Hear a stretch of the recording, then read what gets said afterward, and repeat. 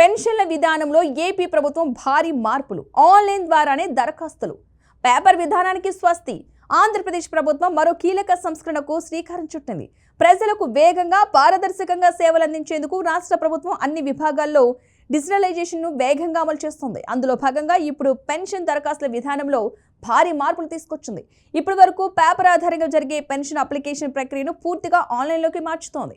ఈ నిర్ణయం రిటైర్డ్ ఉద్యోగులు, ప్రభుత్వ సిబ్బందికి ఎంతో ఉపయోగకరంగా మారనుంది.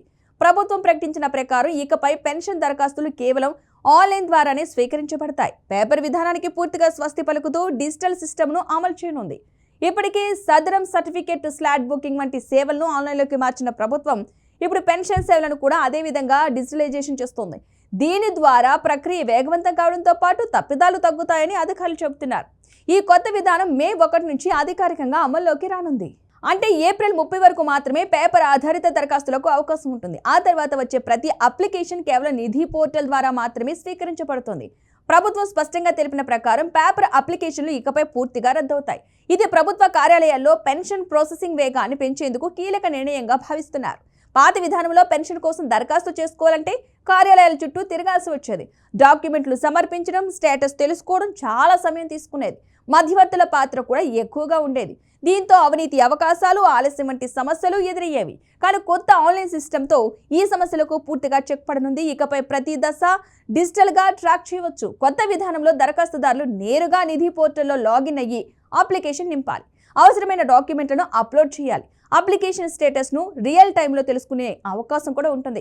ఇక దీంతో పారదర్శకత పెరగడంతో పాటు పెన్షన్ మంజూరు ప్రక్రియ వేగవంతమవుతుంది.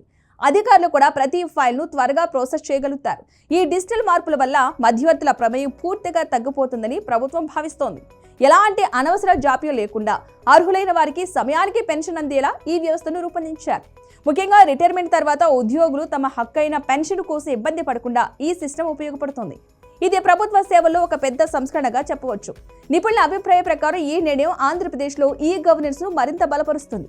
ఇప్పటికే అనేక సేవలు ఆన్లైన్లోకి రావడంతో ప్రజలకు సౌలభ్యం పెరిగింది.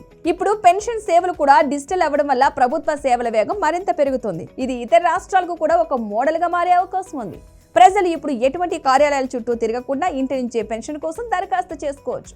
మొబైల్ లేదా కంప్యూటర్ ద్వారా నిధి పోర్టల్లో లాగిన్ అయ్యి అన్ని వివరాలు సమర్పించవచ్చు. దీంతో సమయం, డబ్బు, శ్రమ అన్నీ ఆదా అవుతాయి.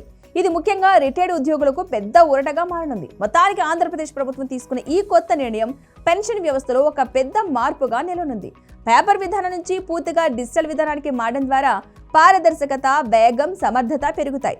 రాబోయే రోజుల్లో మరిన్ని ప్రభుత్వ సేవలు కూడా ఇలాగే ఆన్లైన్లోకి మారే అవకాశం ఉంది. ఇలాంటి లేటెస్ట్ అప్డేట్స్ కోసం మా ఛానల్ను సబ్స్క్రైబ్ చేయండి.